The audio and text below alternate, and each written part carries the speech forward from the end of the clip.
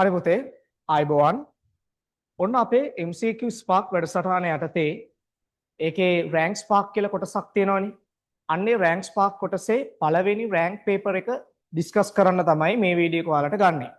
හොඳයි. ඒතර මේක පැයක් විතර යන වීඩියෝ එකක් ආසන්නව පැයක් විතර යනවා. හොඳට මේකේ විවරණේ ලියා ගන්න සාකච්ඡාවට හොඳින් අහුම්කම් දෙන්න. මොකද අපිට තියෙන්නේ තරමක් අමාරු MCQ 10ක්. තරමක් අමාරු MCQ 10ක් තියෙන ලේසි නෑ වැඩේ. ඔයාලා මේක කරද්දී ඔයාලට තේරෙන්නේ නැති මාර අපහසුතාවක් මේ MCQ 10 කරද්දී. නමුත් මේ MCQ එකකින් ඉගෙන ගන්න තියෙන ප්‍රමාණය සෑහෙන වැඩි. ඒ හින්දා මම මේ හැම කරුණක්ම එකින් එක හොඳට විග්‍රහ කරලා මතක් කරලා දෙනවා වැඩේට ගානට සෙට් වෙන්න. හොඳයි. අපි පටන් ගමු අපේ පළවෙනි rank Spark paper එක. හොඳයි. ගන්න හැමෝම paper එක. right. ගන්න හැමෝම paper එක. හරි පුතේ. හොඳයි. පළවෙනි MCQ එක කියවමු.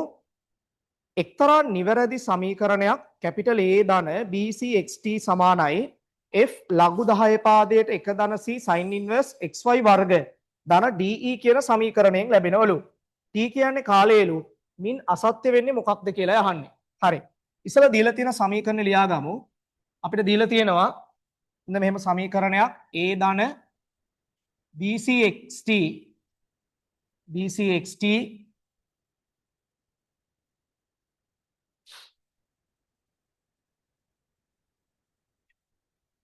අපිට දීලා තියෙනවා A ධන BCXT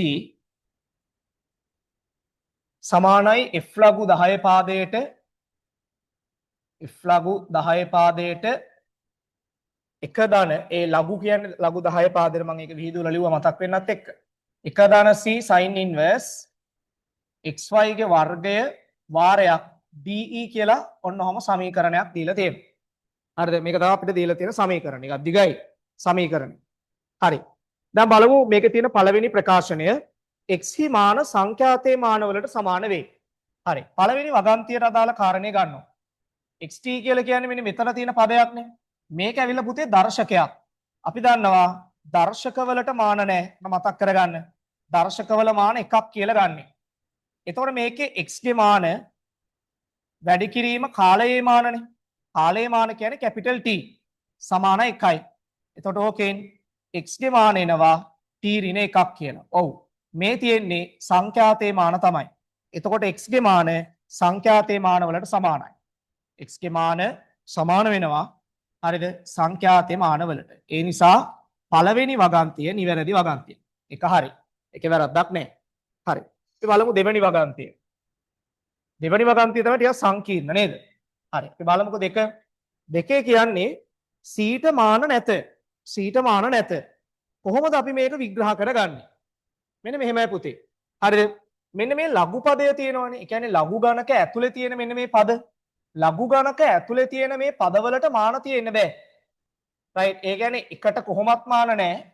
C sin inverse XY වර්ගයටත් මාන නැහැ. හරිද? අපි දන්නවා තා වැඩක් sin පදවලටත් මාන නැහැ. මේ sin inverse කියලා කියන්නේ පුතේ කෝණයක්නේ. කෝණවලට මාන නැහැ පුතේ. හරිද? කෝණවලට මාන නැහැ. එහෙනම් මේකට මාන නැහැ. එකට මාන නැහැ. එහෙනම් c ටත් මාන නැති වෙන්න ඕන. right? ඒ කියන්නේ c ගේ මාන සමාන වෙන්න ඕන එකට. right? ඔව්. එක කියලා කියන්නේ මාන නැහැ කියන එකම තමයි. එතකොට දෙවෙනි වගන්තියත් හරි. කියලා තියෙන එක හරි. හරිද? දෙවෙනි වගන්තියේ කියලා තියෙන එක හරි. හරි. අපි යමු තුන්වෙනි වගන්තියට. තුන්වෙනි වගන්තියේ තියෙනවා a හි මාන b හි මාන වලට සමානයි කියලා. බලමුකෝ දැන්. අපි හොයාගත්ත නේද c ට මාන නැහැ කියලා. හොඳයි. c ට මාන නැහැ. xt ටත් මාන නැහැ. I think මෙහෙමනේ a ගේ මානයි BCXT ගේ මානයි සමාන වෙන්න ඕනනේ. කිසියම් සමීකරණයක පද කීපයක එකතුවක් තියෙනවා නම් ඒ හැම පදයකම මාන සමානයි. ඒ කියන්නේ මෙතන a ගේ මාන සමාන වෙන්න ඕනේ හරිද BCXT ගේ මාන වලට. right? එතකොට CXT ට මාන නැහැ. ඒ නිසා a ගේ මාන සමාන වෙනවා b ගේ මාන වලට. හරිද? ඒ කියන්නේ අපේ ඔය තුන්වෙනි වගන්තියත් හරි. එකෙත් වැරද්දක් නැහැ. තුන්වෙනි වගන්තියත් හරි. හරි. හතරවෙනි වගන්තිය. බලන්න හතරවෙනි වගන්තිය මොකක්ද කියන්නේ කියලා. හතරවෙනි එකේ කියනවා DE ගුණිතයට මාන නැත කියලා. එහෙම වෙන්න බෑනේ පුතේ. මේ බලන්න. මේ හැම A ගෙයි මේකේ මේ සම්පූර්ණ කෑල්ලේ DE ගේ මාන එකිනෙක සමාන වෙන්න ඕනනේ. ඔතන A ගේ මාන සමාන වෙන්න ඕන DE ගේ මාන වලට පැහැදිලිව. හරිද? A ගේ මාන සමාන වෙන්න ඕන DE ගේ මාන වලට හරිද? අනිවාර්යයෙන්. ඒ නිසා හතරවෙනි වගන්තිය කියන කතාව වැරදි. හතරවෙනි වගන්තිය කියන කතාව වැරදි. right DE ගුණිතයට මාන නැත නෙවෙයි මාන තියෙනවා. DE ගුණිතයට මෙන්න මේ A ගේ මාන තියෙනවා. DE ගුණිතයට A ගේ මාන තියෙනවා. හරි. right පස්වෙනි වගන්තිය චූටි වැරද්දක් තියෙන පුතේ ඒක හදාගන්න. D හි මාන A හි මාන වලට සමාන වේ නෙවෙයි F හි මාන A හි මාන වලට සමාන වේ. D වෙනුවට F අකුර දාගන්න. D වෙනුවට F අකුර දාගන්න. D වෙනුවට F අකුර දාගන්න. D වෙනුවට F දාගන්න. D හි මාන සමානයි A හි මාන වේ. ඒක හදාගන්න F හි මාන සමානයි A හි මාන වේ කියලා. ඒක හරිනේ. මෙන්න මේ ලඝු පදයේ තියෙනව නේද? මේ ලඝු පදයට මාන තියෙන්න බෑ. මේකට මාන නැත. ඔකට මාන නැත. ඒකට මාන නැහැ කියන්නේ A ගේ මානයි F ගේ මානයි සමානයි. හරිද? A ගේ මාන සමාන වෙනවා F ගේ මාන වලට. හරිද? ඔය විදිහට. ඒ නිසා පස්වෙනි වගන්තිය නිවැරදි. පස්වෙනි වගන්තිය නිවැරදි. ඒ කියන්නේ 1 2 3 5 නිවැරදි. අපිට වරදින්නේ හතරවෙනි උත්තරේ. වරදින්නේ හතරවෙනි උත්තරේ. හතරවෙනි උත්තරේ. හදාගන්න. උපාඩු හදාගන්න.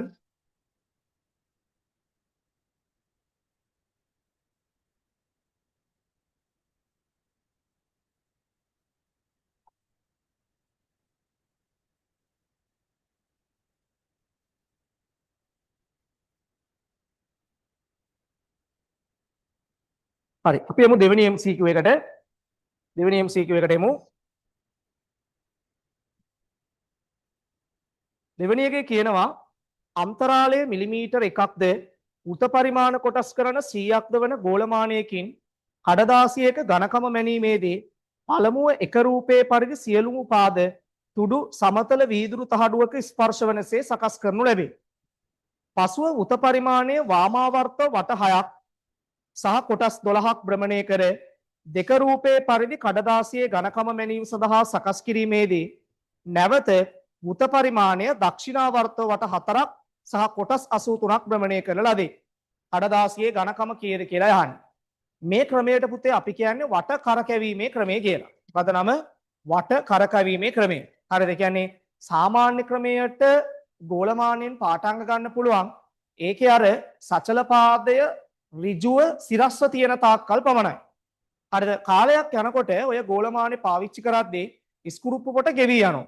ස්ක්‍රූප්පු කොට ගෙවි යනකොට වෙන්නේ හරිද? ඔය සචල පාද මෙන්න මෙහෙම සිරස්ව තියෙන්න ඕනක මේ වගේ ඇලවෙනවා. ඇලවුණාට පස්සේ අරකේ හරියට වටේ කැරකෙන්නේ නැහැ. වටේ ඇලයට කැරකෙන්නේ. එතකොට අර සමපාත වෙන කොටස් ගානින් හරිද? සමපාත වෙන කොටස් ගානින් හරියට පාඨාංග කියවන්න බෑ. ඒ නිසා පාවිච්චි කරනවා වට කැරකැවීමේ ක්‍රමය කියන સિદ્ધාන්තය. මෙන්න මේ ඒක සම්බන්ධ ගානක් තියෙයි. හොඳයි. පළවෙනියට මේ උපකරණේ ලීස් කවුන්ට් එක කීයද කියලා බලන්න වෙනවා. උපකරණේ ලීස් කවුන්ට් එක. ලීස් කවුන්ට් එක එන්නේ අන්තරාලේ බෙදන්න ඕන වට පරිමාණ කොටස් ගානේ. එතකොට ලීස් කවුන්ට් එක එනවා 0.01 මිලිමීටර කියලා.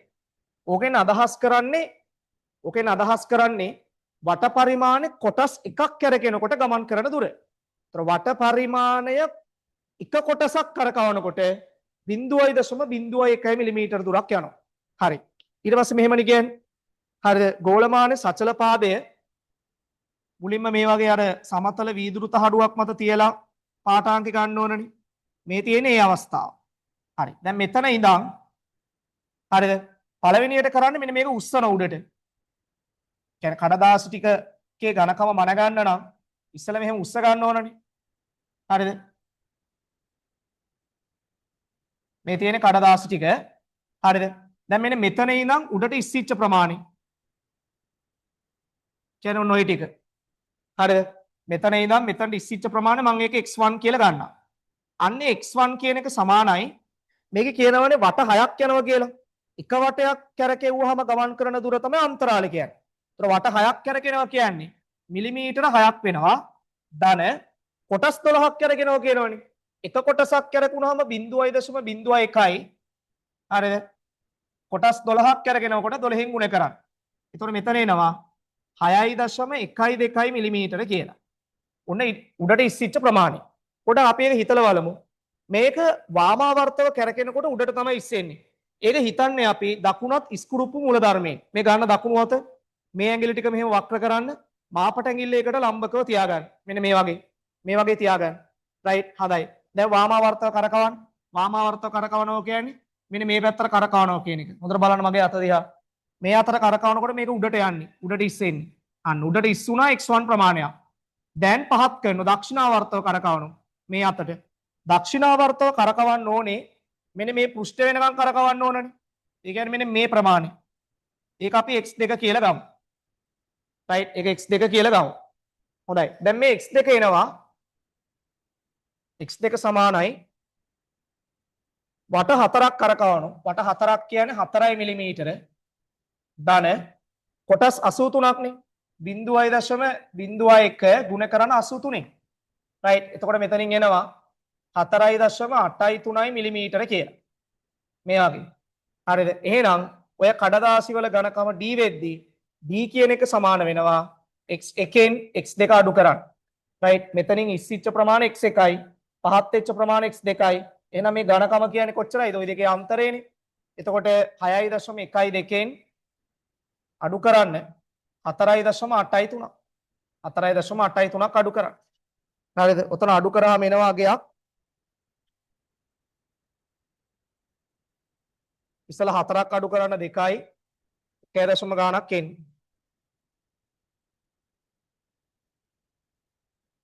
1.29ක් කියලා එන්නේ. 1.29 මිලිමීටර. රයිට්. ඒ අනු උත්තරේ 2. ඒ අනු උත්තරේ 2. උත්තරේ 2.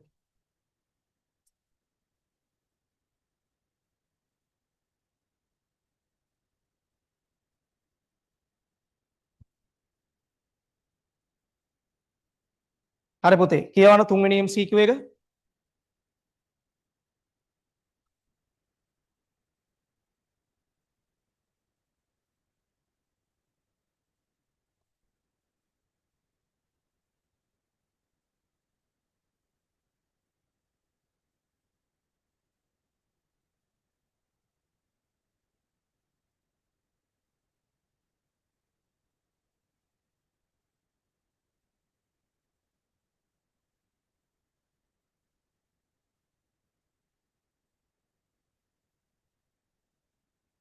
හරි. තුන්වෙනි එක කියවමු.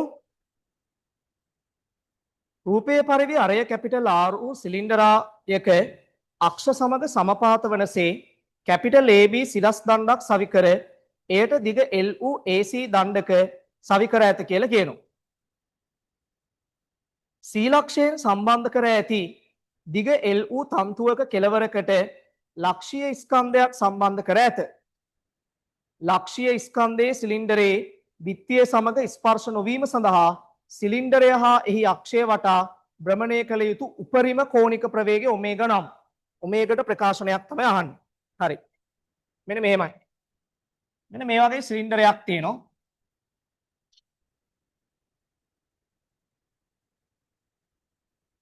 මේ විදිහේ මම සිලින්ඩරයක් තියෙනවා. මේකේ පතුලට සම්බන්ධ කරලා තියෙනවා මේ වගේ දණ්ඩක්. හරිද? මේකේ AB කියලාත් මාක් කරලා තියෙනවා. මේ වගේ AB කියලාත් මාක් කරලා තියෙනවා. හරිද? ඊට පස්සේ ඒකට සම්බන්ධ කරලා තියෙනවා මෙහෙම පොඩි ගැජට් එකක් මේ වගේ. රයිට්. ඒක AC. ඊළඟට මෙන්න මෙතන තන්තුවක් ආධාරයෙන් කොහොම ස්කන්ධයක් එල්ලලා තියෙනවා. මේ වගේ. රයිට්. ඔය ඉතින් ස්කන්ධයක් එල්ලලා තියෙනවා. හරි. මේකේ දිග L මෙන්න මේ කොටසේ දිගත් සිම්පල් L කියලායි කියන්නේ. හරිද? ඒකත් L වෙනවා. රයිට්. දැන් මෙන්න මේක එයාගේ අක්ෂය වටේට මෙහෙම කරකවනනේ. ඒ කරකවනකොට මෙන්න මේ ස්කන්ධ මෙන්න මෙහෙම යනවා. මේ පැත්තට ඇලවෙනවනේ. මේ වගේ ඔය විදිහට ඇලවෙනවා. මේ තන්තුවේ දිගත් දීලා තියෙන සිම්පල් L කියලා. හරිද? මෙන්න මේ ස්කන්ධය මේ සිලින්ඩරයේ මේ පෘෂ්ඨ ගෑවෙන්නේ නැති වෙන්න භ්‍රමණය කරන්න පුළුවන් උපරිම කෝණික ප්‍රවේගය කීයද කියලා තමයි අහන්නේ. මේක ගෑවෙන්න බෑ. ඒ නොගෑවෙන විදියට භ්‍රමණය කරන්න පුළුවන් උපරිම කෝණික ප්‍රවේගය අහන්නේ. මනා තර්කයකින් යුතුව අපි ගාන හදමු. නමුත් මම මේ සිලින්ඩරේ මකනෝ මේ වෙලාවේ මෙන්න මේ ටික මාක් කරගෙන. හරිද? මේ සිලින්ඩරේ අරයනේ. මෙන්න මේ ටික සිලින්ඩරේ අරය. Capital R. හරිද? රයිට්. තේරුම් ගත්තනේ? කැපිටල් R මෙන්න මේ ටික සිම්පල් L වෙනවා. හරිද? මේ ටික සිම්පල් L වෙනවා. තන්තුවේ දිගත් සිම්පල් L. ගාන කියලා තියෙන්නේ එහෙමයි. හරිද? ඒක ගාන කියලා තියෙන්නේ මේ විදිහට. හොඳයි. දැන් පෙළ ගන්න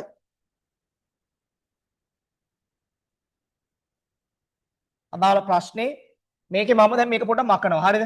මේක මකලා මම මට අදාළ කොටස විතරක් ඇඳ ගන්න. හොඳට බලාගන්න. හොඳට බලාගෙන ඉන්න. මේ තියෙන්නේ අර AB කියන කොටස.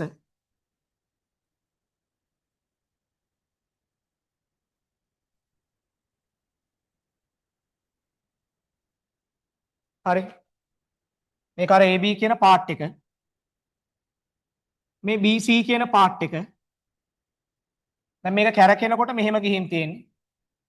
මම මෙතනින් මෙහෙම කඩේරකුක් ගහ ගන්නම්. මේ මුල් පිහිටුම. මේ තියෙන අර ස්කන්ධේ. මෙයා සිම්පල් M. හරිද? හරි. පස්සේ මම මේක මෙහෙම ගහ ගන්නම්. මේ වගේ. දැන් මෙන්න මේ ටික සිම්පල් L නේ. කියන්නේ මේ දිගමයි. හරිද? රයිට්. මෙන්න මෙතන ඉඳන් මෙතනට තියෙන මේ දුරේ මම ඒක ගන්නවා සිම්පල් R කියලා. ඔක ගන්නවා සිම්පල් R කියලා. හරිද? ඔන්න ඔය සිම්පල් R කියන එක මේ වෙලාවේ අරකේ ඒ කියන්නේ අපි හිතමු අරකේ ගෑවි නොගෑවි තියෙනවා කියලා මේ පෘෂ්ඨේ. ඒක ගෑවි නොගෑවි තියෙනවා නම් මෙන්න මෙතන ඉඳන් මෙතනට තියෙන මේ දුරේ කැපිටල් R වෙනෝනේ. ඒක අරය වෙනෝනේ. රයිට්. එහෙනම් කැපිටල් R ගෙන් මේ L අඩු කරාම නේද මේ සිම්පල් R එන්නේ. එහෙනම් කැපිටල් R ඉන සිම්පල් L. හරිද? ඕක තමයි මෙන්න මේ ටික මෙන්න මේ දුර වෙන්නේ. හරිද? ඒ දුර. හරිද? ඊට පස්සේ හරිද? මෙන්න මේ කෝණය මම ගන්නවා θ කියලා. මේ දිග සිම්පල් L වෙනවා. හරිද? දැන් මේ සිලින්ඩරේ මෙහෙම කැරකෙනකොට මේ ස්කන්ධය වෘත චලිතයක් නේ කරන්නේ. මෙතනදී මේ වෘත චලිතෙදී මේකේ කේන්ද්‍රය වෙන්නේ ළමයි මෙතන නෙවෙයි. මොකද මේක කැරකෙන්නේ මේ අක්ෂය වටේට නෙවෙයිනේ. මේ ස්කන්ධේ කැරකෙන්නේ මෙන්න මේ අක්ෂය වටේට. මේක වටේටයි කැරකෙන්නේ. එහෙනම් මේක තමයි කේන්ද්‍රය වෙන්නේ. හරිද? මේක තමයි කේන්ද්‍රය. ඔතන තමයි චලිතේ කේන්ද්‍රය තියෙන්නේ. කේන්ද්‍රය වෙන්නේ ඕක. හරිද? හොඳයි. දැන් මම මෙයාගේ බර මාක් කරන 15ට බර තියෙනවා 15ට mg. මෙතනින් තියෙනවා තන්තුවේ ආතතිය t. මෙන්න මේ කෝණේ θ නම් මෙතනින් මේ කෝණෙත් θ වෙනවනේ. මේ වගේ. එයාත් θ වෙනවා. හරිද? හොඳයි. දැන් පළවෙනියට වැඩේ හරිද? මම මෙන්න මේකේ මේ sin θ ට සහ cos θ ට ප්‍රකාශනයක් ගන්න. මේ ලක්ෂ්‍ය d කියලා ගන්නම්. මේක d කියලා ගන්නම්. එතකොට මේකේ මට මේ දිග දන්න ඕනේ. මේ දිග සිම්පල් r. මෙන්න මෙතන ඉඳන් මෙතනට තියෙන මේ දිග ඒ දිග ඇවිල්ලා සිම්පල් l එකක් දන්නෝ. r උත් දන්නෝ. නොදන්න එකම පදේ මෙන්න මේ cd නේ. පයිතගරස් දාලා cd හොයාගන්න. එතකොට cd සමානයි කර්ණයේ වර්ගය l වර්ගයෙන් අඩු කරන්න මෙන්න මේ r වර්ගය. r කියන්නේ කැපිටල් R වෙන සිම්පල් l. ඒතර කැපිටල් R වෙන සිම්පල් l ගේ වර්ගය. අරගෙන වර්ග මූලය ගන්න. හරිද? උත්තර ටික පොඩ්ඩක් බලන්නකෝ. ඒක සුළු කරලා තියෙන්නේ. එහෙනම් මේක සුළු කරගන්න පොඩ්ඩක්. එතකොට l වර්ගය ඍණ මෙතනින් එනෝනේ r වර්ගයක්. ඒක ඍණෙන් ගුණ වෙනකොට ඍණ r වර්ගය. පද දෙකේ ගුණිතයේ දෙගුණය ඍණ 2rl. එතකොට ඒක ධන 2rl. මෙතනින් එනවා ධන l වර්ගය සුළු කරනකොට ඍණ l වර්ගය. හරිද? ඕකේ මූලය. හරිද? රයිට්. දැන් මෙතනින් ධන l වර්ගය ඍණ l වර්ගය කැපෙනවා. එතකොට එනවා 2rl ඍණ r වර්ගය. ඒකේ වර්ගමූලය කියලා. හරිද? ඔන්න CD කියන දුර. හරි. දැන් මට පුළුවන් මෙතනින් sin θ යි cos θ යි ලියන්න. sin θ කියන්නේ θ කෝණයට සම්මුඛ පාදය simple r බෙදන්න ඕන කර්ණය l ගෙන්. කර්ණය l ගෙන්. අපි පස්සේ ආදේශ කරමු. cos θ කියන්නේ බද්ධ පාදය CD. බද්ධ පාදය CD බෙදන්න ඕන කර්ණය l ගෙන්. හරි. ඔක කොහොම තියාගන්න. හරිද? ඔක ඔය විදිහට තියාගන්න. හරි. මෙතන හදාගන්න ඉක්මනින්. මෙතන ඉක්මනින් හදාගන්න.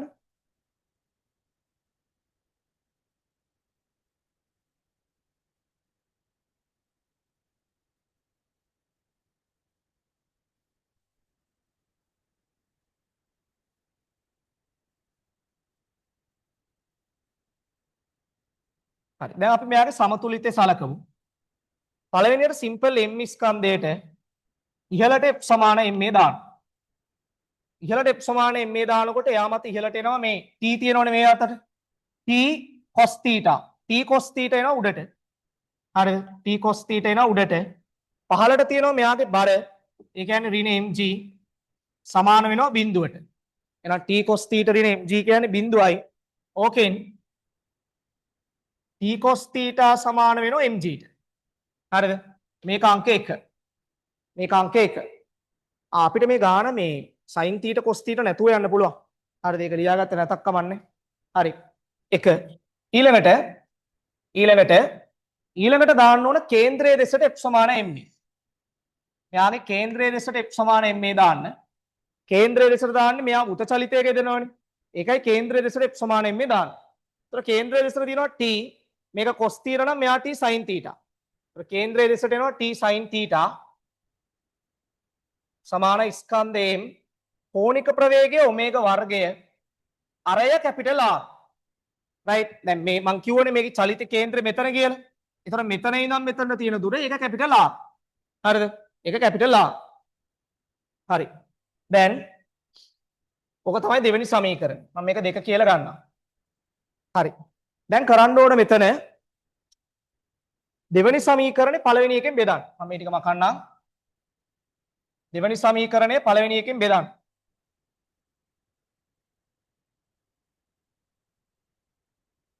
දෙක එකෙන් බෙදනකොට එනවා t sin theta බෙදීම t cos theta කියන්නේ tan theta. tan theta සමානයි m omega වර්ගය r බෙදීම mg කියලා එන්නේ. හරි. දැන් tan theta ට ආදේශ කරන්න. theta කෝණයට සම්මුඛ පාදය r, කර්ණය මේ බද්ධ පාදය cd. ඒතර simple r බෙදීම cd කියන එකට අපිට ආව මූල අපිට එතන ආවේ මූල 2යි capital R L ඍණ R වර්ගය කියලා R. හරිද?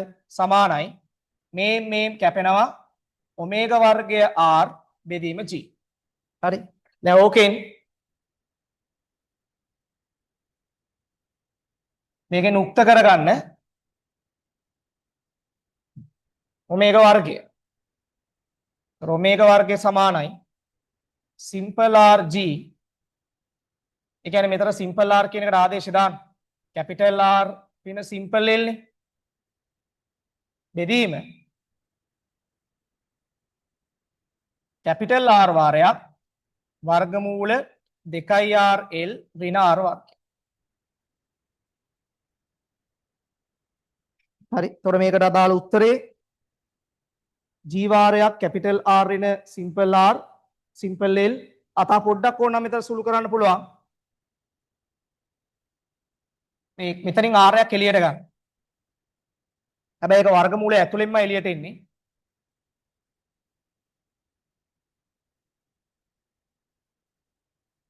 capital R මූල R වාරයක් 2L ඍණ R. හරි. ඒතකොට ගැලපෙන උත්තරේ වෙන්නේ පළවෙනි උත්තරේ. ගැලපෙන උත්තරේ වෙන්නේ පළවෙනි උත්තරේ.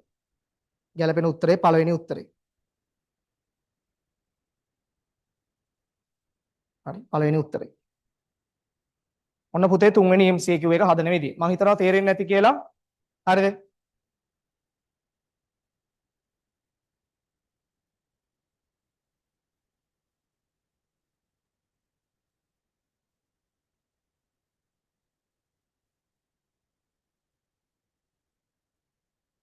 හරි. අපි ගමු හතරවෙනි MCQ එක.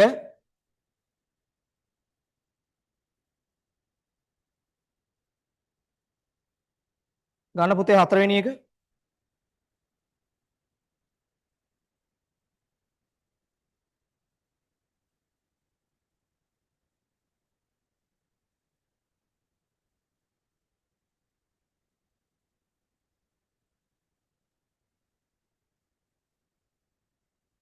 හතරවෙනි එක බල සමතුලිතයේ සම්බන්ධ ගාණක්.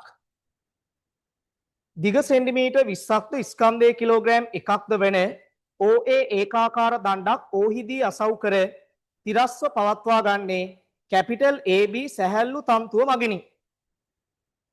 දණ්ඩ මගින් අසව්ව මත ඇති කරන බලය කොච්චරද කියලා අහන්නේ.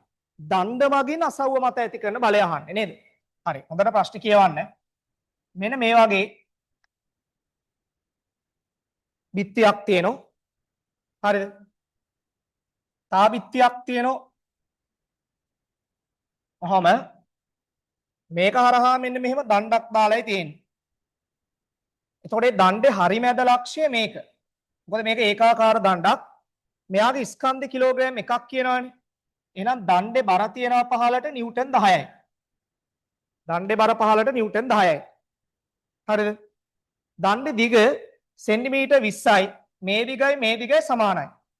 මෙන්න මෙතන තමයි අසවුව තියෙන්නේ. මෙතන අසවුව තියෙන්නේ. හරිද?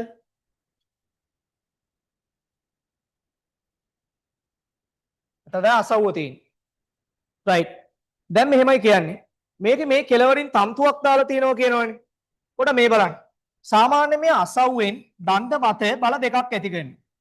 එක බලයක් තමයි තිරස්ස ඇති කරන මෙන්න මේ බලය. මේක F1යි. අනිත් බලය මෙතනින් මෙහෙට ඇති කරන F2. ඔයාම චුට්ටක් හිතන්න දැන් මෙහෙමනේ. මෙතන මේ බල දෙකේ සම්ප්‍රයුක්තයක් නේ ඇති වෙන්නේ මෙතන. ඒ කියන්නේ මේක මේ දණ්ඩ ගත්තොත් මේ දණ්ඩ මත ඔක්කොම බල තුනයි තියෙන්නේ. එකක් මෙන්න මේ අසව් කරලා තියෙන තැන මේ බලයයි සම්ප්‍රයුක්තය. ඒක අපි හිතමු එක්ක මෙහෙට එයි නැත්තම් මෙහෙට එයි නැත්තම් මෙහෙට එයි මොකක් හරි පැත්තකට එයි කියලා හිතන්නකො නිකන් දැනට මට ඕන මෙතන තියෙන බල තුනයි කියන එක විතරයි. හරි. දැන් මේ දණ්ඩ සමතුලිතවනේ තියෙන්නේ පුතේ. දණ්ඩ සමතුලිතවයි තියෙන්නේ. දණ්ඩ සමතුලිත නම් එයා මත තියෙන බල තුනයි නම් ඒ බල තුන එකම ලක්ෂයක් කරහා යන්න ඕනනේ. හරිද? එතකොට මම මෙයා මෙහෙම දික් කරන මෙහෙම උඩට මේ වගේ. මෙන්න මෙතනින් තම්තුවක් දාලා තියෙනවානේ. එහෙනම් ඒ තම්තුවේ යන්නත් ඕන මෙන්න මේ ලක්ෂයෙන් නේද හරියටම. මෙන්න මෙහෙම තමයි තම්තුව තියෙන්න ඕනේ. එතකොට මේක තමයි B ලක්ෂය. දැන් බලන්න තම්තුවේ ආතතිය මෙහෙට එන්නේ T කියලා. රයිට්. එතකොට මේ බලන්න මේ බර කියන බලයේ රේඛාව මේ ආතති බලයේ රේඛාව මේ වගේ. එහෙනම් මෙතනින් ඇති කරන ප්‍රතික්‍රියාව දණ්ඩ මත ඇති කරන ප්‍රතික්‍රියාව එයා යන්නත් ඕන මෙන්න මේ B ලක්ෂය හරහානේ. මේ විදියට. හරිද? එතකොට මේ R කියන්නේ හැබැයි මේ R කියන්නේ පුතේ මේ අසව්වෙන් දණ්ඩ මත ප්‍රතික්‍රියාව. අසව්වෙන් දණ්ඩ මත ප්‍රතික්‍රියාව තමයි R කියන්නේ. හරිද? ඊළඟට මේ කෝණෙත් දීලා තියෙනවා 30ක් කියලා. මේ කෝණෙත් දීලා තියෙනවා 30ක් කියලා. ඔන්න බලන්නකෝ දැන් මාර වැඩේනේ. මෙන්න මේ දිගයි සමානයිනේ. මෙන්න මේ ත්‍රිකෝණය ගත්තොත් මේ දිගයි සමානයි මේක පොදු වෙනව නේද? මේක පොදු පාදයක් වෙනව නේද? රයිට්. එහෙම බැලුවොත් අර කෝණේ 30 නම් මෙන්න මේ කෝණෙත් 30 වෙනවනේ. රයිට්. අර කෝණේ 30 නම් මේ කෝණෙත් 30 වෙනවා. රයිට්. ඒ කියන්නේ මේ බල පද්ධතිය මේ වෙලාවේ සමමිතික වෙනවා. රයිට්. බල පද්ධතිය සමමිතික වේ. බල පද්ධතිය සමමිතික වේ. සමමිතික වේ. බල පද්ධතියක් සමමිතික වෙනවා නම් වෙන්නේ මෙන්න මේ සමමිතික රේඛාව. මේකනේ සමමිතික රේඛාව වෙන්නේ.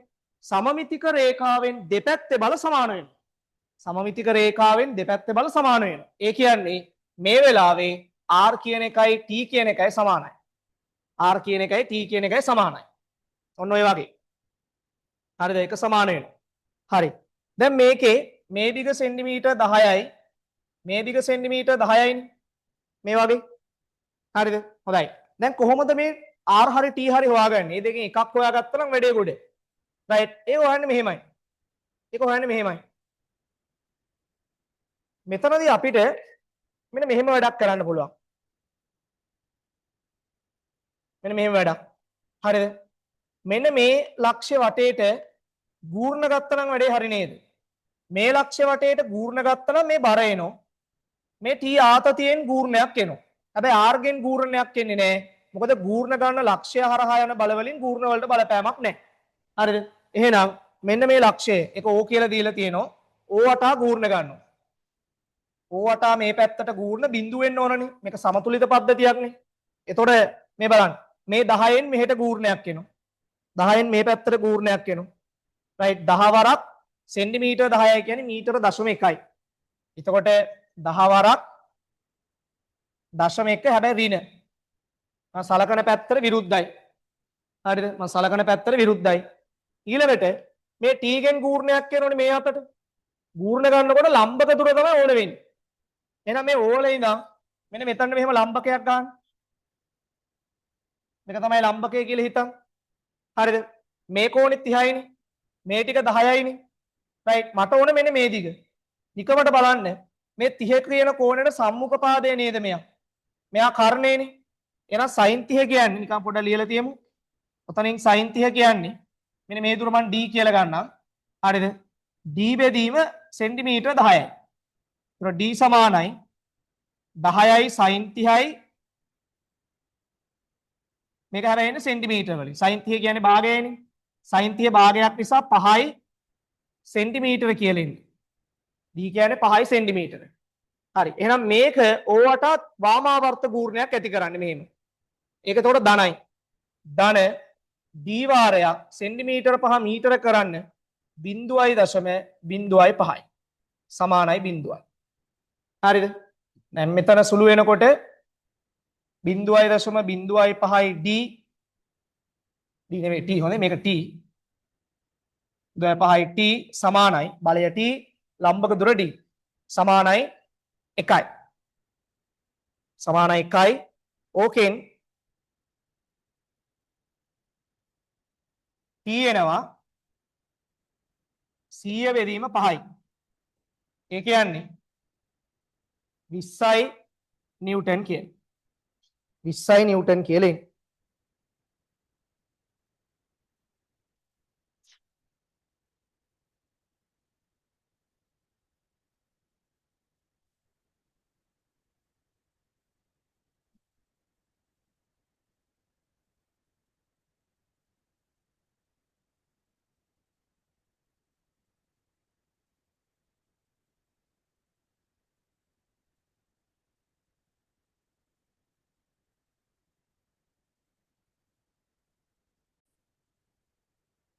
පුතේ මෙතන පොඩි වැරද්දක් තියෙනවා. මේක 10 10 මේක 10 නේ මෙතන 20. මේක 20ක් කියන්නේ මෙතන 10යි. හරිද? පොඩ්ඩක් එතන හදාගන්න. සෝරි සමාවෙන්න. එතකොට මේක 0.1යි. මේක 0.1ක් කියන්නේ මේ කෙලින්ම කැපිලා යනවනේ. එතකොට ඔගේ t කියන එක 10 නිව්ටන් කියලා එන්නේ. t 10 නිව්ටන් ඒ කියන්නේ r රුත් 10 නිව්ටන්. හරිද? r රුත් 10 Newton. මෙතන පුතේ මේ d කියන්නේ මේ දිග 10 නෙවෙයිනේ. මට ඒක අමතක වුණා. මෙතන 10 10 දෙකක් තියෙනවනේ. 20යි. හරිද? 20යි sin 30 කියන්නේ 10යි සෙන්ටිමීටර. එතකොට t එනවා 10 නිව්ටන් කියලා. t එනවා 10 නිව්ටන්. එතකොට මේකේ උත්තරය වෙන්නේ දැන් මේ බලන්නකෝ. මේ r කියලා කියන්නේ අසව්වෙන් දණ්ඩ මත බලයනේ. හැබැයි මේ ප්‍රශ්නේ අහන්නේ අසව්වෙන් දණ්ඩ මත බලය නෙවෙයි. ඔය ප්‍රශ්නේ අහන්නේ දණ්ඩ මගින් අසව්ව මත බලය. දණ්ඩ මේක. ඉතින් අසව්වෙන් දණ්ඩ මත බලය මේක නම් දණ්ඩ මගින් අසව්ව මත බලය කියන්නේ ඊට ප්‍රතිවිරුද්ධ දිශාව. එතකොට මේකේ උත්තරේ එන්නේ r සමානයි 10යි නිව්ටන් දිශාව මෙන්න මේ පැත්තට තියෙන. හරිද? දිශාව මේ පැත්තට තියෙන උත්තරේ 5. පළවෙනි එක නෙවෙයි ඔකේ උත්තරේ. හරිද? පළවෙනි එක නෙවෙයි. පළවෙනි එක අසව්වෙන් දණ්ඩ මත. දණ්ඩෙන් අසව්ව මත මේක තමයි උත්තරේ. රයිට්? ඒ උත්තරේ තියෙන්නේ පස්වෙනි එකේ. පස්වෙනි උත්තරේ.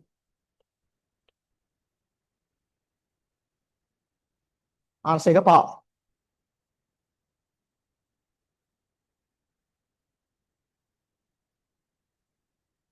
ගන්න පුතේ පස්වෙනි එක.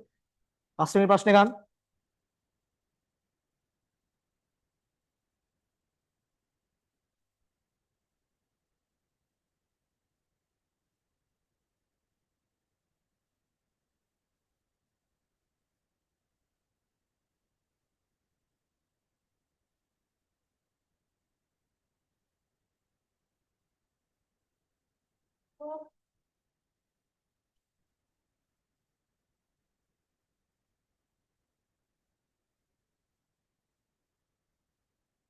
පහ.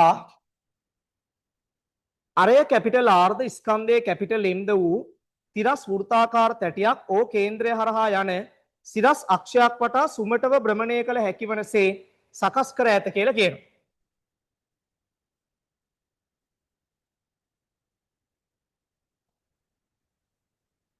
ඔන්න ඔහම තැටියක් තියෙනවා.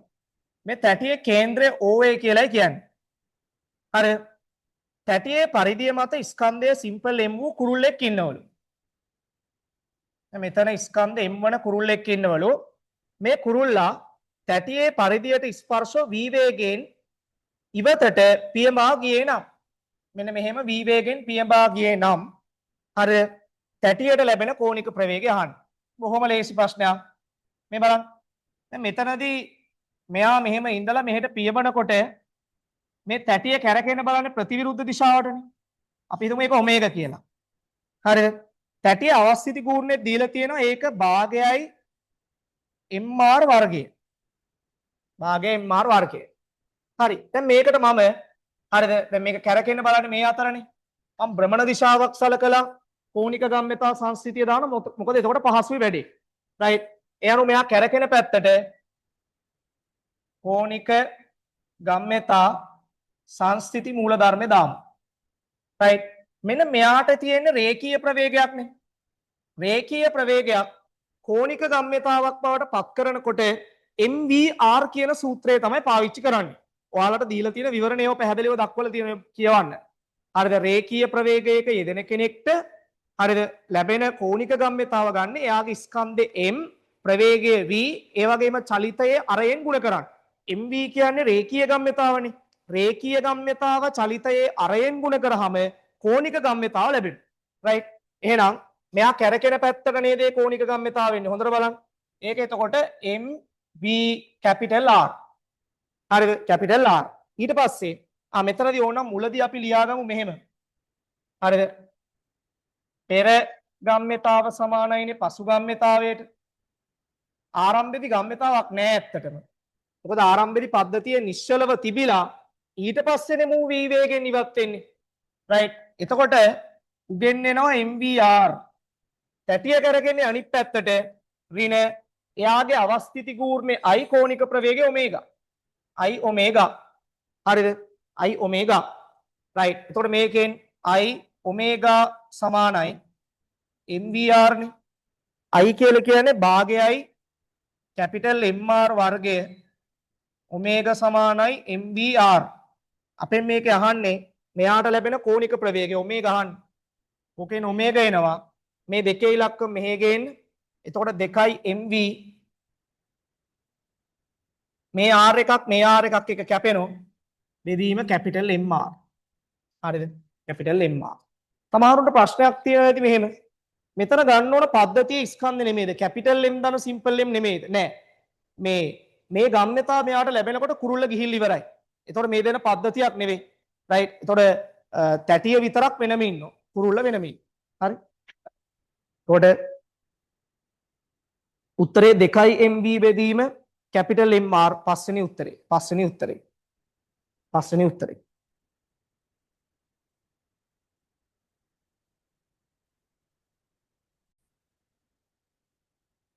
හරි පුතේ. ගන්න 6 වෙනි MCQ එක. 6 වෙනි එක ගන්න. ඒක නම් ටිකක් සරල MCQ එකක්. 6 වෙනි එකේ කියනවා මෙහෙම කතාවක්.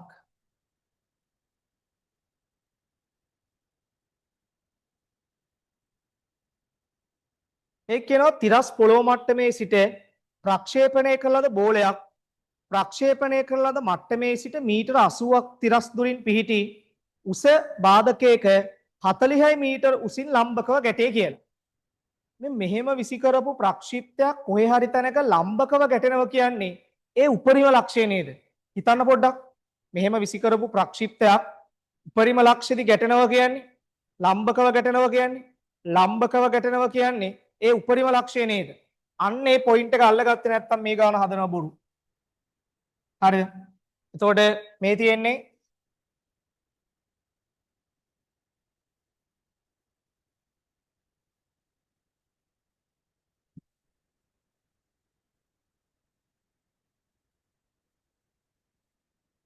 තිරස් පොළොව මට්ටම. මෙතනින් තමයි වස්තුව ප්‍රක්ෂේපණය කරන්නේ මෙහෙම.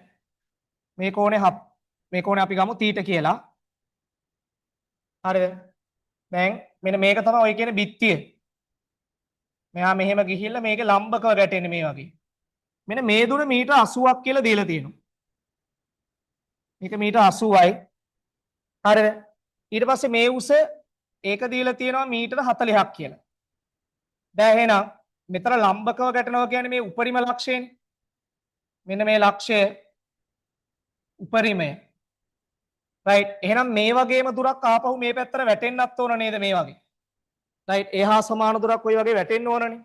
එතකොට මේකත් හරිද මීටර 80ක් වෙන්න ඕන. එයත් මේ වගේ මීටර 80යි. දැන් බලන්න මෙතන තියෙන තිරස් පරාසය R.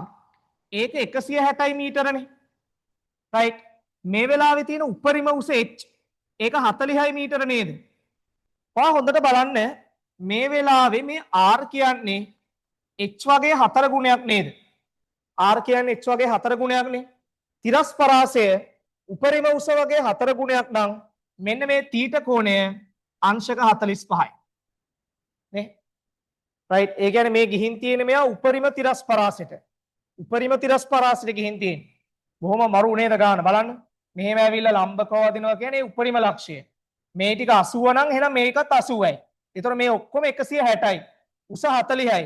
160 කියන්නේ 40න් 4යි. එහෙනම් r කියන්නේ 4යි h. r 4යි h වෙනවා කියන්නේ θ 45යි. ඒතර මෙයා විසි කරපු ප්‍රවේගය u නම් හරිද? මෙයාගේ සිරස් ප්‍රවේග සංරචකය u sin 45යි. තිරස් ප්‍රවේග සංරචකය u cos 45යි. හරිද? මෙයාගේ උපරිම උස දන්නවනේ. right එහෙනම් මේ u ප්‍රවේගය කීයද කියලා අහන්නේ ප්‍රක්ෂේපණ ප්‍රවේගය. මේක ඉහළට දාන්න. මෙතන ඉඳන් මෙතනට යන ගත වෙන කාලය දන්නේ නැහනේ. ඒ නිසා v වර්ග සමානයි u වර්ග දන්න 2a ස්ථාන. හරිද? එතකොට v කියලා කියන්නේ මෙන්න මෙතන තියෙන සිරස් ප්‍රවේගය. මෙතන තියෙන සිරස් ප්‍රවේගය බිඳුවයි. ආරම්භක සිරස් ප්‍රවේගය u sin 45 වර්ගය.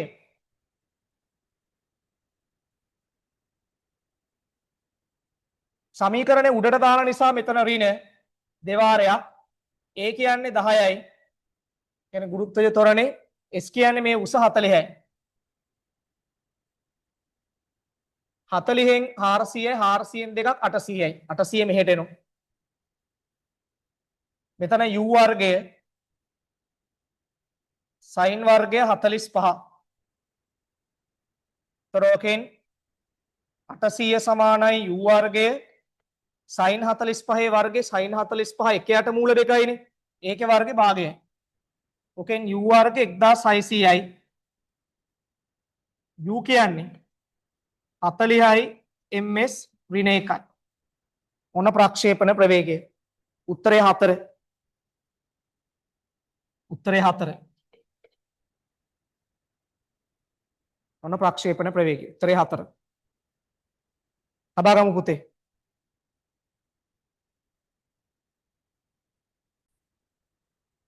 හරි. අපි බලමු 7 වෙනි ගාන. සුමට අයිස් බිමක් මත රූපයේ පරිදි ස්කන්ධය කිලෝග්‍රෑම් 15ක් වන දිග මීටර 10ක් වන ඍජුකෝණාශ්‍රාකාර තහඩුවක් තියෙනවලු. මෙන්න මේ දිග 10යි මීටර. මෙයාගේ ස්කන්ධය කිලෝග්‍රෑම් 15යි. කියන්නේ මෙයාගේ බර මෙන්න මෙතන හරි මැදින් එන්නේ. ඒක ඇවිල්ලා එතකොට 150 නිව්ටන්. හොඳ ගානක් ඈ. টොප් ගානක්. හරිද? ආරම්භයේදී මෙන්න මෙහෙම මේ වගේ හරියක ඉන්නවා x කියලා ළමෙක්. මෙයාගේ ස්කන්ධය කිලෝග්‍රෑම් 1යි. මේ වගේ හරියක ඉන්නවා y කියලා මොකක් හරි වස්තුවක්. එයා 4යි කිලෝග්‍රෑම්. කොහොම ඉන්නෝ? හරිද? හරි. ඊළඟට කියනවා x සහ y වස්තු දෙක පවතිනවලු. ඒවා එකිනෙකට වෙනස් ඒකාකාර වේග වලින් තහඩුවේ අනෙක් කෙළවර වලට ගමන් කරයි කියලා කියනවා. හරිද? වස්තු දෙකම චලිත වී අවසන් වන විට තහඩුව චලනය වී ඇති දුර කොච්චරද කියලා තමයි අහන්නේ. හරිද? මේ දෙකම චලනය වෙලා ඉවරුණාට පස්සේ තහඩුව චලනය වෙලා තියෙන දුර කීයද කියලා තමයි ඔය අපෙන් ප්‍රශ්න කරන්නේ. හරි. මෙහෙමනේ. හරිද? මේ දෙන්න එකිනෙකට වෙනස් වේග වලින් යනවා කියලා ගාන කියනවා.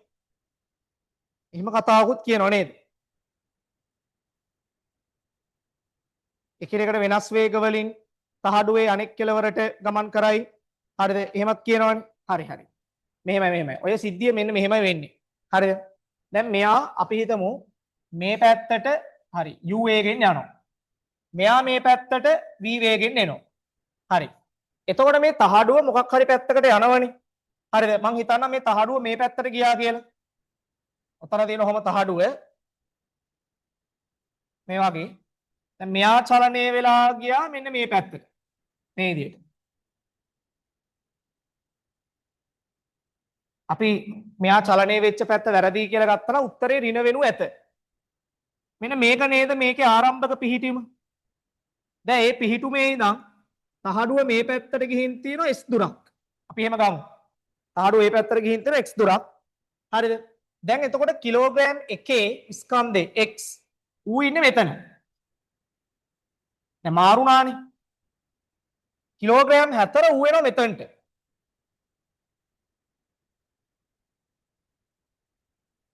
හතරයි කිලෝග්‍රෑම්. හරිද? 4 කිලෝග්‍රෑම් මුලින් ඉන්නේ මෙන්න මේ මට්ටමේ. මෙහෙම. හැබැයි පුතේ මේ බලන්නකෝ. මෙයා මෙතන ඉඳන් මේ කෙලවරට එනවා. මෙයා මෙතන ඉඳන් මේ කෙලවරට එනවා. එතකොට මේ ක්‍රියාවලිය එකම කාලයක් තුලදී සම්පූර්ණ වෙනවනේ. ඒක එකම කාලයක් තුල සම්පූර්ණ වුණාට මේගොල්ල චලිත වෙච්ච වේගයන් වෙනස්. හේතුව චලනය වෙච්ච දුරවල් වෙනස්. රයිට්. දැන් බලන්න උදාහරණයක්. හරිද? මේ තැටිය ගත්තොත් තැටිය ගිහිපු දුර s. තැටිය මේ කෙලවරේ ඉඳන් මෙතනට ඇවිත් තියෙන s. ගත වෙච්ච කාලය t. එහෙනම් මේ තැටියේ ප්‍රවේගය මම තැටියට ගන්නම්කෝ m කියන සංකේතය. මෙයා x මෙයා y.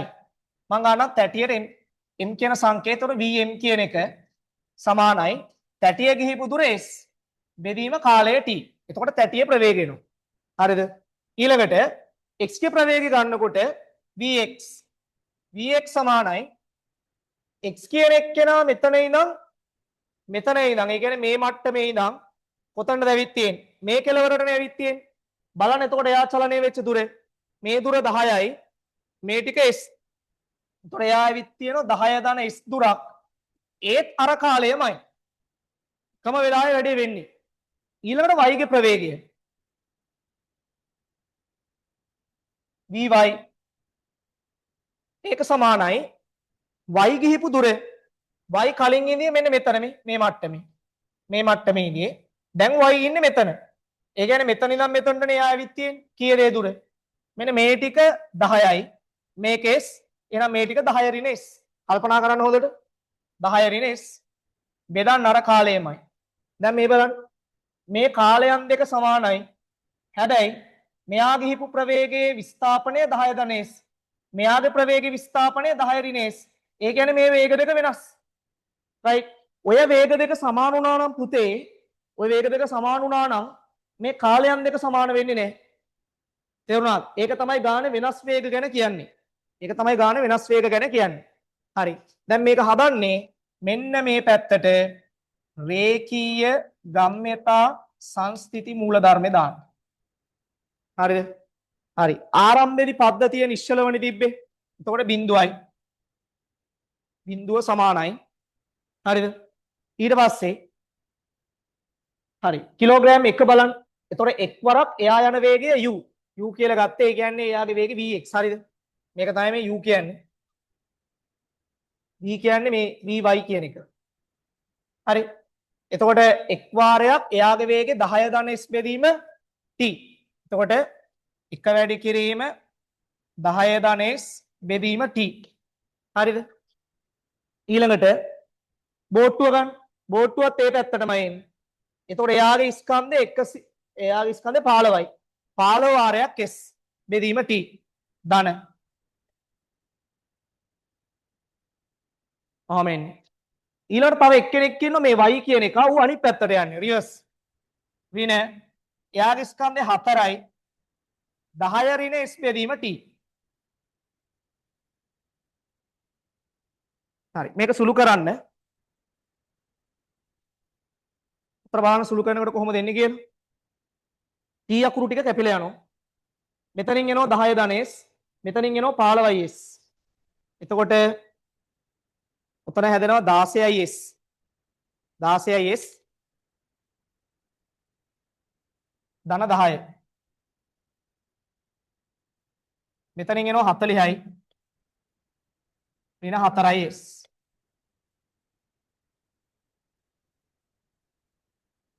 මේ මෙතන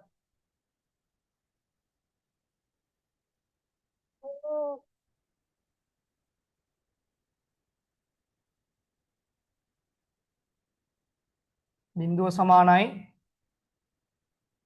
10 ධන 16යි s ධන 40 ඍණ 4යි s. එතකොට උතනින් 12යි මේක ඍණ 40 මේක ධන 4යි s. 20s සමානයි 30ක් කියලා එන්නේ. 20s කියන්නේ 30ක් කියලා එන්නේ. ඒතර ඕකෙන් s කියන්නේ 1.5යි. s කියන්නේ 1.5යි.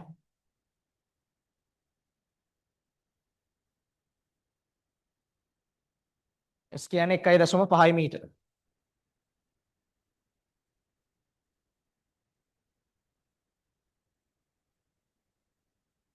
ඔන්න ඔය වගේ. s කියන්නේ 1.5 මීටර.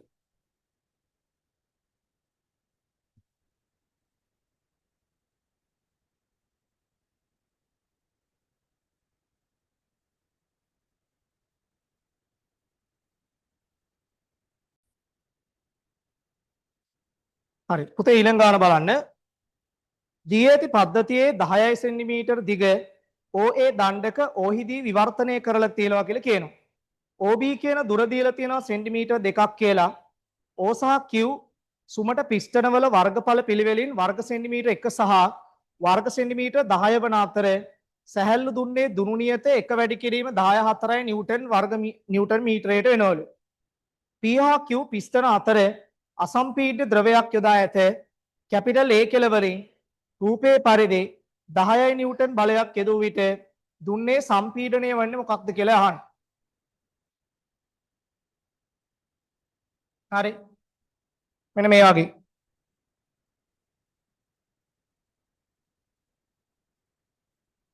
කොහොම දණ්ඩක් තියෙනවා. මෙන්න මේ O වලින් විවර්තනය කරලා තියෙන්නේ. මේක සෙට් කරලා තියෙනවා ආර පේනවද පිස්ටන් එකකට. හරිද?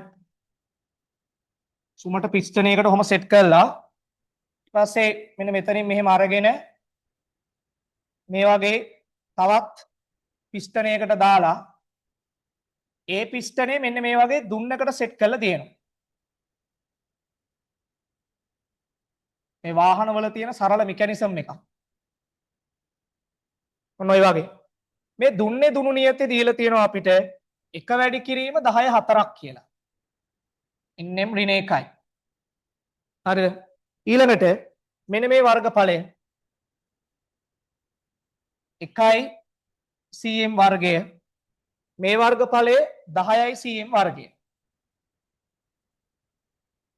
මේ අතරමැද ද්‍රවයක් පුරවල තියෙනවා. මෙන්න මෙතනින් දෙනවලු ඒ කෙළවරින් නිව්ටන් 10ක බලයක් දෙනවලු. දැන් මේක ප්‍රෙස් වෙන්නනේ ඕන. මේක ප්‍රෙස් වෙන්න නම් බලය දෙන්න ඕන මේ අතට. මෙන්න මෙහෙම 10 නිව්ටන් බලයක් දෙනවා. එතකොට මෙන්න මෙතනින් බලයක් එනවනේ. අපි ඒ බලය ගමු F කියලා. ඒක හොයාගන්න වෙනවා. ඒක හොයාගන්න නම් මෙන්න මේ O ලක්ෂ වටේට ගූර්ණ ගන්න. මේ දුර දීලා තියෙනවනේ සෙන්ටිමීටර් 2ක් කියලා. OB දුර. ඒ කියන්නේ මෙතන ඉඳන් මෙතනට තියෙන දුර ඒක ඇවිල්ලා සෙන්ටිමීටර් 8යි. මේ ටික 8යි සෙන්ටිමීටර්. හරි. පළවෙනියට O වටා ගූර්ණ ගන්න. O වටා මේ පැත්තට ගූර්ණ සමානයි O වටා මේ පැත්තට ගූර්ණ වලට. එතකොට මේක වටේට මෙහෙට ගූර්ණයක් එනවා. මේක F වරක් 2යි. 10 වරක් මෙතන ඉඳන් මෙතන 10ක් තියෙනවා. 10 වරක් 10යි. ඒකක කැපෙනවා සෙන්ටිමීටර වලින්. දැන් මෙයක් සෙන්ටිමීටර මෙයක් සෙන්ටිමීටර නේ දාන්න. එතකොට මේක F කියන එක එනවා 50 නිව්ටන් කියලා. F කියන්නේ 50 නිව්ටන්. හරිද? දැන් මෙන්න මෙහෙන් F බලයක් දෙනකොට අපි දන්නෝනේ මෙතන ගොඩ නැගෙන පීඩනයම P නම් මෙන්න මෙතරක් ගොඩ නැගෙන්න ඕනනේ පැස්කල් මූලධර්මයට අනුව. ද්‍රවයක් තුලින් පීඩන සම්ප්‍රේෂණය ඒකාකාරයි. ඒ කියන්නේ මෙන්න මේ වෙලාවේ මේ දුන්න මත ගොඩ නැගෙනවා බලයක්. අපි ඒ කැපිටල් F කියලා ගත්තොත් ඕක එන්නේ විශාල වර්ගඵලය බෙදීම විශාල බලය බෙදීම විශාල වර්ගඵලයේ සමානයි කුඩා බලය බෙදීම කුඩා වර්ගඵලයෙන් එන්නේ. විශාල බලය F විශාල වර්ගඵලය වර්ග සෙන්ටිමීටර් 10යි. කුඩා බලය සිම්පල් F කුඩා වර්ගඵලය 1යි. කුඩා බලය දන්නෝ 50යිනේ. එතකොට F බෙදීම 10 සමානයි 50 බෙදීම 1යි.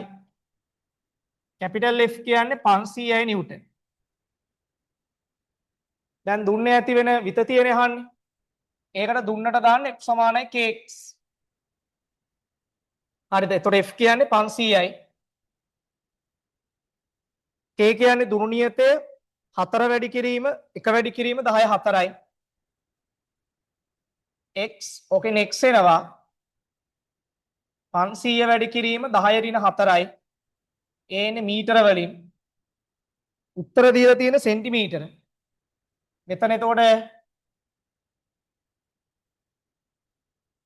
1යි 2යි 3යි 0.05යි මීටර සෙන්ටිමීටර වලින් 5යි. උත්තරේ 3.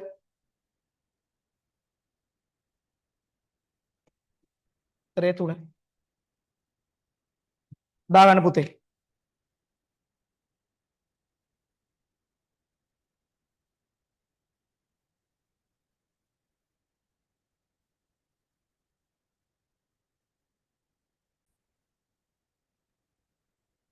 පුතේ මේ 9 වෙනි MCQ එකේ පොඩි printing mistake එකක් නිසා ඒකට ඔයාලට ඕල් එකක් හම්බ වෙනවා. හරිද? නමුත් මේ mistake එක හදලා ඔයාලගේ විවරණේ දාලා තියෙනවා ඒක. ඒක පොඩ්ඩක් කියව ගන්න. හරිද? මම නිකන් දෙන්න සරල අදහසක්. රථයකට අවම කාලයකදී උපරිම ප්‍රවේගය ගන්න ඕන නම් උපරිම තොරණ වලින් ඒවයි උපරිම වේග පරාස වලට යන්න ඕන. හරිද? උපරිම තොරණ වලින් උපරිම වේග පරාස වලට යන්න ඕන. එතකොට අවම කාලයකදී උපරිම ප්‍රවේගයක් ගන්න පුළුවන්. හරි. දැන් ගන්න 10 වෙනි එක. 10 වෙනි එක ගන්න. 10 වෙනි එක ගන්න. 10. ඒකේ කියනවා මෙන්න මෙහෙම කතාවක්.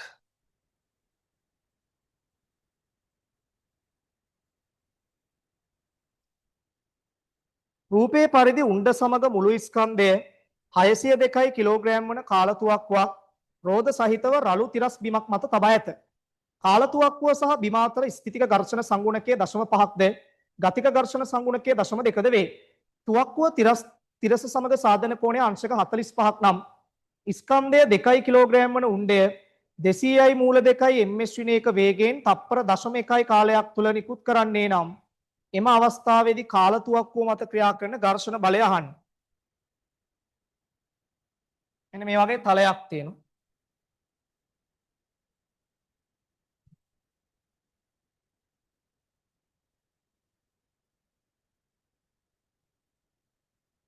ඔය තලය මත මේ වෙලාවේ මේ වගේ කාලතුවක්කුවක් තියලායි තියෙන්නේ.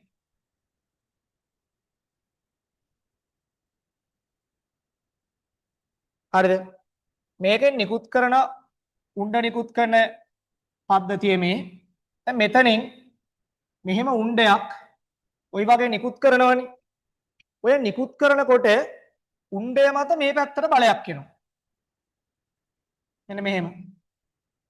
ඒක මම F කියලා ගන්නම්. ඒකේ ප්‍රතික්‍රියාව කාලතුවක්කුව මත මේ පැත්තට එනව නේද? ඔන්නවම. ඒකත් F. හරිද? ඊළඟට මෙයාගේ බර තියෙනවා පහලට. හරිද? කිලෝග්‍රෑම් 602ක් කියන නිව්ටන් වලින් 6020යි නිව්ටන්. මේ තලයෙන් මෙයා මත අභිලම්බ ප්‍රතික්‍රියාවක් එනවා මේ වගේ R. හරිද? දැන් මේ බලන්නකෝ. මේකෙදි මෙන්න මෙහෙම බලයක්. දැන් මේ මෙතනදි ගන්න මේ මගේ අත කාලතුවක්කුව නම් මෙහෙම උණ්ඩයක් නිකුත් කරනකොට උණ්ඩය මත බලය එන්නේ උඩ අතට මෙහෙම. ඒකේ ප්‍රතික්‍රියාව මගේ අත මත මේ පැත්තට එන්න ඕන. ඒ වගේ මේ තුවක්කුව මත මෙන්න මෙහෙට බලයක් එනවා. ඒකේ සංරචක දෙකේ ඉන්නේ මේ පැත්තටයි මෙන්න මේ පහළටයිනේ. එතකොට ඔන්න ඔය බලය නිසා මේ තුවක්කුව සමස්තයක් විදියට මේ අතට යන්න උත්සාහ කරනවා. ඒක නවත්තන්න මේ පැත්තට තමයි ඝර්ෂණ බලය එදේ. ඔන්න ඔහම බල ටික මාක් වෙන්න ඕන. හරිද? ඉස්සෙල්ලම කරන්න ඕනේ මෙන්න මේ F හොයන එක. ඔය F කියන එක ගන්නේ F සමානයි ඩෙල්ටා MV බෙදීම T වලින්නේ. ගම්ම්‍යතා වෙනස කාලයෙන් බෙදන්න. පසු ගම්ම්‍යතාව 200 වාරයක් මූල 2 ඒ ප්‍රවේගය ඒක ගුණ කරන්නේ ස්කන්ධ දෙකෙන් පෙර ප්‍රවේගය බිඳුවයි. මුලදී නිශ්චලවනේ තිබ්බේ. බෙදන්න ඕන කාලය තප්පර 0.1යි. මෙතනින් එනවා 4000යි මූල 2ක් නේද? මෙතනින් එනවා 4000යි මූල 2ක්.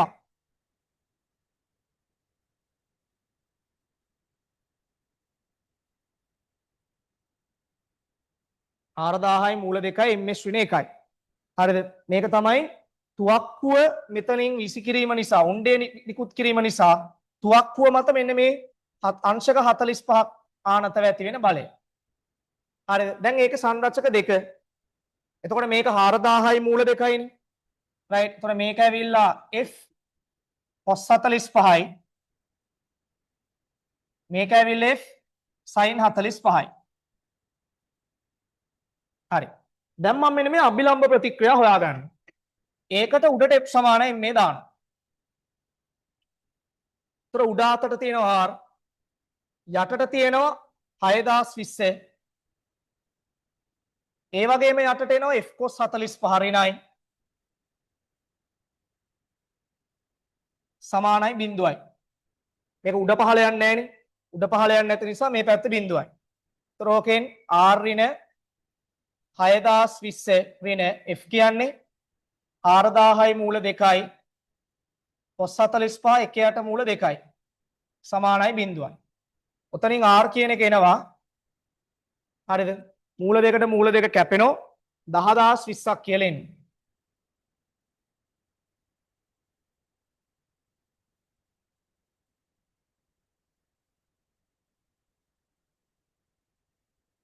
දහදාස් 20යි නිව්ටන්.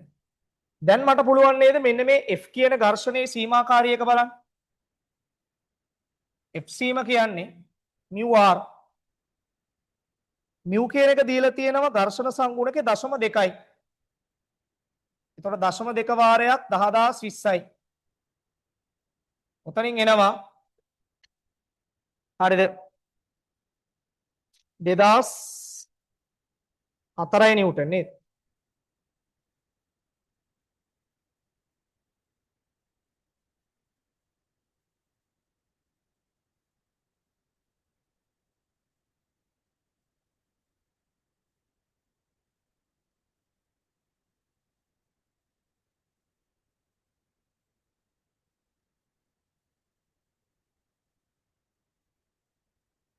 මෙතන 10020යි පුතේ ඔය ගානේ මේ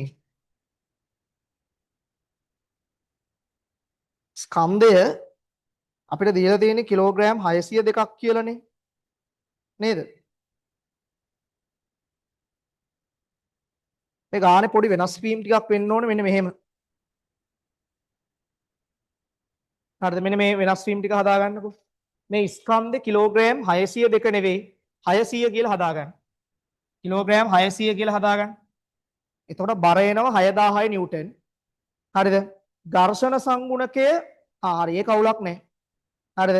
එතන 0.5යි ස්ථිතික එකනේ. සීමාකාරීයක හොයනකොට අපි දාන්න ඕනේ ස්ථිතික එක. හොඳයි 0.2 නෙමෙයි. ඒතකොට මම ඒක දැක්කේ නැහැ. 0.5 දාන්න ඕනේ. හරි. මේ ඒතකොට 6000යි මෙතන 10000ක් එන්නේ. හරිද? නැත්තම් නිකන් කැතයි වගේ උත්තරේ ඒකයි. ඊට මෙතන සුළු කරාම එනවා සීමාකාරී ඝර්ෂණ බලය 5000යි නිව්ටන් කියලා එන්නේ. මතක තියාගන්න F සීම හොයනකොට දාන්නේ ස්ථිතික ඝර්ෂණ සංගුණකයේ. ස්ථිතික ඝර්ෂණ සංගුණකේ දාන්න. හරි. දැන් මේ බලන්නකො මේක නේද සීමාකාරීයක F යන්න පුළුවන් උපරිමය. මෙන්න මේ F cos 45 කිය වෙනවද? රයිට්. ඒක මම පැත්තකින් හොයන්නම්. F cos 45 කියන්නේ F කියන්නේ 4000යි මූල 2යි cos 45 1යට මූල 2යි මේක ඉන්නේ 4000ක් කියලා. එතකොට බලන්න ස්කන්ධය මත යෙදිච්ච බාහිර බලය ස්කන්ධය මත යෙදිච්ච බාහිර බලය F cos 45 4000යි. ඒ කියන්නේ 4000ට දැනෙන සීමාකාරීයගේ වෙන 5000 ජය ගන්න. මේක කුඩයි F සීමා. හරිද? F සීමට වඩා කුඩයි. F සීමට වඩා කුඩයි කියන්නේ චලිත නොවේ. චලනය වෙන්න බෑ. චලිත නොවේ. චලිත වෙන්නේ නැහැ කියන්නේ මෙන්න මේ F cos 45යි ඝර්ෂණ බලයයි සමානයි. රයිට්. එතකොට F සමාන වෙනවා F cos 45ට. ඒ කියන්නේ F කියන්නේ 4000යි නිව්ටන්. රයිට්. ওই ගානේදී ඝර්ෂණ බලය උමනාවෙන් ගතික ඝර්ෂණ සංගුණකේ උමනා වෙන්නේ නැහැ. මොකද මෙතන චලනයක් වෙන්නේ නැහැනේ. හරිද? මම හිතනවා පැහැදිලි වෙන්නේ නැති කියලා. ඒ චලනයක් නොවෙන්නේ. හරිද? සීමාකාරී ඝර්ෂණ බලයට වඩා යෙදිච්ච බාහිර බලය කුඩයි. සීමාකාරී ඝර්ෂණයට වඩා යෙදිච්ච බාහිර බලය වෙන F cos 45 කුඩයි. රයිට්. ඒ නිසා චලිතයක් වෙන්නේ නැහැ. හරිද? රයිට්. හරි පුතේ. දැන් මෙහෙමයි මේ සමහර තැන් මට සිද්ධ වෙනවා ටිකක් වේගෙන් පැහැදිලි කරන්න. මොකද මෙතන කාල වේලා පුළුවන් තරම් අඩු කරගන්න එපා. රයිට්. ඒතකොට ඔයාට මොනවා හරි තැනක් තියෙනවා නම් මේකේ අපැහැදිලි තැනක්, නොතේරෙන තැනක්. හරිද? මගේ WhatsApp නම්බර එක පේනවනේ යට. ඒකට මැසේජ් එකක් දාලා මොකක්ද ඔයාට නොතේරුනේ කියලා අහන්න. මම හරිද ඒකට අදාළව තව යම් පැහැදිලි කිරීමක් ඔයා වෙනුවෙන් කරලා දෙන්නම්. හරි.